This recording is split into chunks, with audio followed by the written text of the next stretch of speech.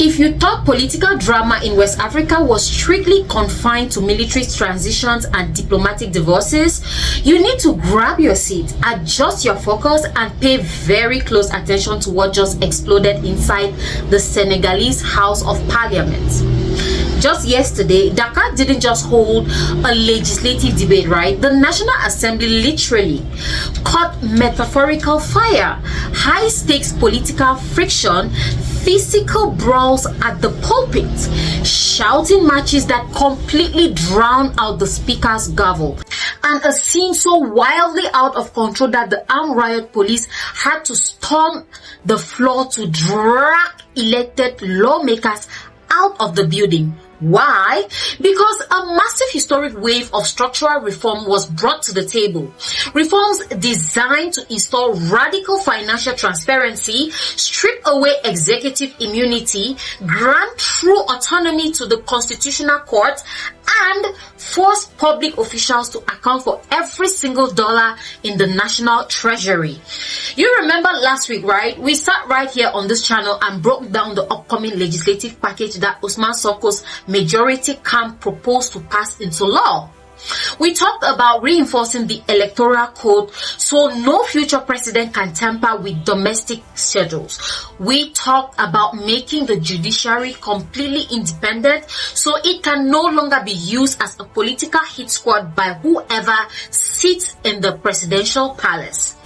And most importantly, we highlighted the clause that demands total unvarnished financial clarity from every single government minister and executive official. Welcome back to Power and Pulse, to our absolute frontline family of ride or die subscribers. Thank you for standing completely unyielding with us in these digital trenches. Your presence, your engagement, and your shared energy are literally fuel keeping independent, human-driven African perspectives alive and kicking against an elite establishment designed to keep the public in the dark. Now, let's cut straight through the official press release. So, yesterday, right, when the House of Assembly assembled to vote on these historic bills, the opposition bloc, acting as the desperate mouthpiece for the old political guard, decided to launch a full-scale mission to block the vote. And the argument they brought to the microphone was so utterly absurd, so shameless, and so deeply insulting to the intelligence of the Senegalese people that it physically sparked a riot on the legislative floor. I mean, you genuinely have to appreciate the sheer audacity of these old school politicians. A key opposition lawmaker stepped up to the pulpit, adjusted his microphone, cleared his throat, and with a completely straight face, delivered a speech that will go down in history as one of the most self-incriminating performances ever recorded in a national parliament. He looked at the assembly president, looked at the cameras, and angrily proclaimed, "There has never been a time in the entire 60-year history of independent Senegal where the parliament has attempted to monitor, control, or question executive government action." Read that sentence again. Okay, let that sink into your mind for a second. The man thought he was delivering a brilliant legal defense, but what he actually confessed to the entire nation was, listen, for the past 6 decades, we have been running this country like a private family estate without any oversight. For 60 years, presidents have signed crazy, opaque foreign deals, auction of national resources, empty public accounts, and manage taxpayers' money with zero accountability. And to us, that is the sacred tradition of Senegal. He was essentially arguing that because the government was allowed to operate in absolute darkness for 60 years, introducing transparency today is an illegal violation of executive tradition. You literally cannot make this stuff up. To these old establishment figures, taking public money and hiding the receipts is considered normal governance, while asking to see the financial books is somehow seen as a dangerous constitutional crisis. Naturally, when you drop that level of political madness in a room full of young reform-minded lawmakers, things are going to boil over instantly. As the opposition MP kept going on his rant attempting to counterattack the transparency bill with pure nonsense, the legislative chamber reached maximum heat. Members of the ruling Pastef party, the young movement that fought on the streets to end the old regime, could no longer sit there and swallow the disrespect. A group of lawmakers charged towards the pulpit to physically pull the guy away from the microphone and stop the flow of disinformation. So within seconds, total pandemonium erupted. Paper sheets flew into the air, chairs were knocked over, MPs were shoving each other, and shouting matches broke out in every single corner of the room. The president of the house was slamming his gavel on the desk, screaming "Order! Order!" in the house at the top of his lungs. But nobody was paying him the slightest bit of attention. The anger in the room was 60 years of suppressed frustration coming to a boiling point. The situation got so explosive that parliamentary security was completely overwhelmed, forcing the House President to suspend normal protocol and summon the armed police unit into the inner chamber. In scenes that looked like an action movie, tactical officers marched onto the floor, grabbed the most violent resisting opposition members, and physically ejected them out of the building. Once the chaos was cleared and the instigators were sitting outside on the pavement, the House reconvened, put the bill to vote, and officially passed the reforms into law.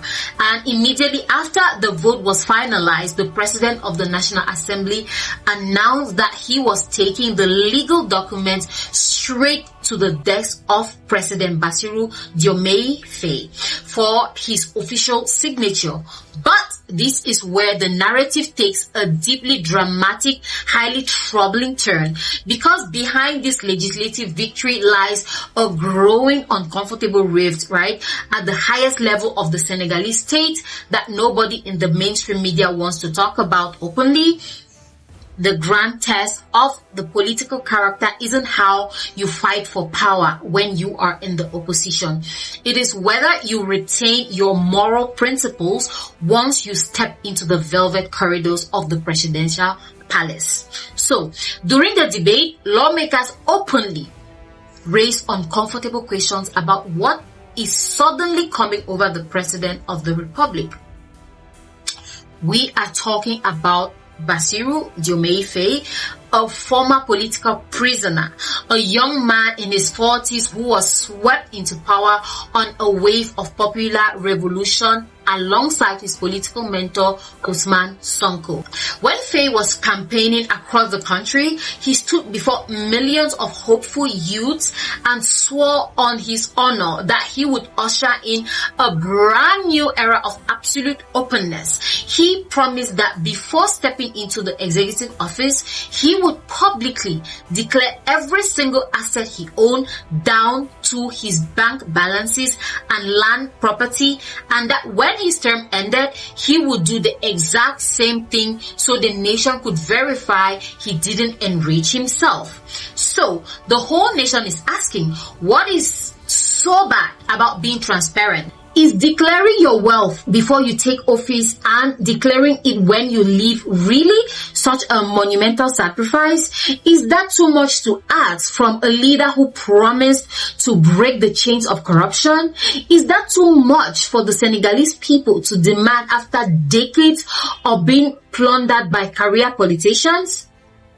What could anyone possibly want to keep hidden unless the old habits of the state are starting to creep back into the executive branch? let's speak completely unvarnished truths on this channel, because we don't play favorites on Power and Pulse. The dark reality emerging right now is that the moment Bassirou Diomaye Faye stepped into the presidential palace, the immense intoxicating weight of unchecked power started doing what it always does to unprepared leaders. There are reports circulating the vast sums of public funds are operating in grey zones, untracked, unbudgeted, and the executive team simply wants to sit on those funds without parliamentary eyes watching where the money flows. Now, look at Ousmane Sonko by contrast. Even as Prime Minister, right, Sonko went straight to the official record and declared his complete net worth before taking up his duties. And now, within the mandated time frame after leaving the Prime Minister's office to lead the assembly, he is preparing his full financial exit declaration. He is actively demonstrating that transparency isn't a theory, right? It's an operational habit. Okay, so what makes this situation so painful, so deeply frustrating for the African youth is that for decades we blamed our continental problems on the older generation. We said, oh, these old politicians born in the 1940s are corrupt. They are dictators. They don't care about national self-determination. They just want to enrich themselves. Then we finally get a young man in his 40s, a fresh modern leader who represents the hope of an entire generation. And the moment he gets handed the keys to the kingdom, the political machinery starts turning him into the exact same political beast he fought against. And let's be completely honest about the elephant in the room.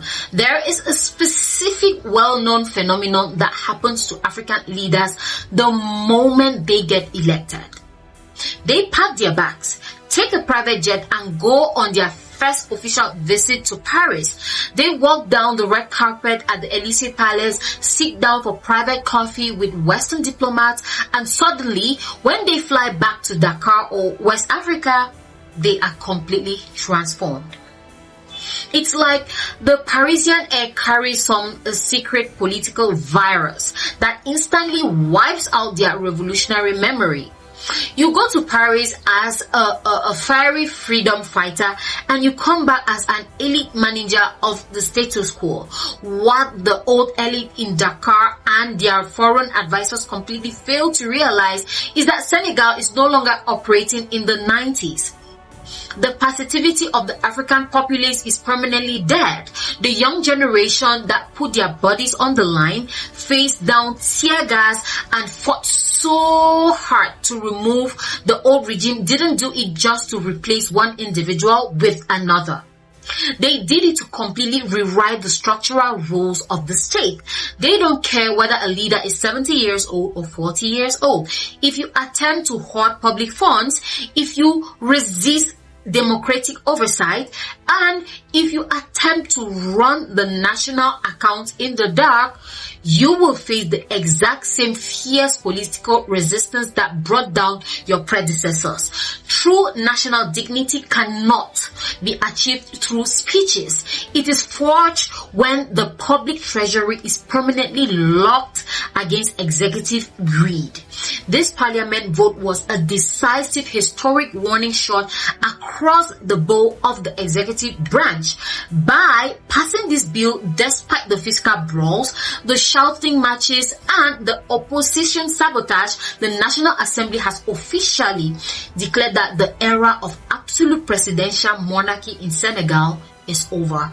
The judiciary must be free, the electoral process must be untouchable, and every single cent belonging to the taxpayers must be accounted for on an open ledger. So, if President Faye refuses to sign this bill or attempts to use executive tricks to dilute its power, he will not just be fighting Ousmane Sonko, he will be fighting the entire conscious population that put him in office. So, the people are watching every single pen stroke, every single budget allocation, and every single diplomatic meeting. The events inside the Senegalese parliament yesterday proved that the struggle for absolute continental self-ownership is not just fought on the international stage against foreign powers, okay? It is fought every single day inside our own domestic halls of power against internal compromise. The new African consciousness demands total consistency. You cannot preach anti-colonial resistance on the global stage while practicing financial opaqueness at home. The bold stand taken by this legislative majority to force transparency into law is a massive milestone for West Africa.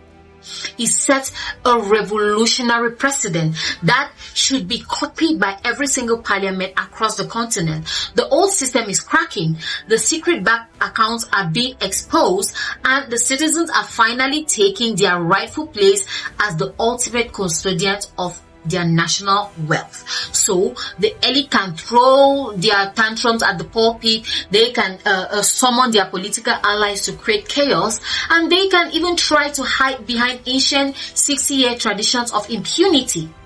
But the river of change has already broken its banks, and there is no force on earth that can turn it back. So the high-stakes political showdown that erupted inside the Senegalese parliament yesterday isn't just local news. It is a critical lesson in the ongoing fight for transparent governance across our continent.